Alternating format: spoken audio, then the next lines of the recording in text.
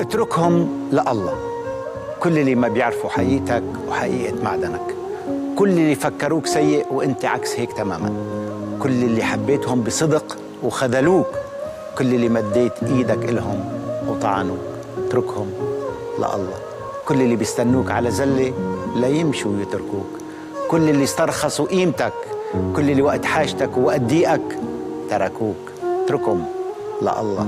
ولا تكره أبدا، لأنه الكراهية بتستهلك طاقة وبدها جهد، عكس الحب والغفران والنسيان. اتركهم لله، وحتما في يوم من الأيام راح يخبرهم الزمن مين أنت وشو هي حقيقتك وشو هو معدنك. اتركهم لله واشكر الله على كل شيء، مهما كانت حالتك ومهما كان وضعك. فما بعد الشدة إلا الفرج، وما بعد العسر إلا اليسر، وما عليك إلا الصبر والاستعانة بالله.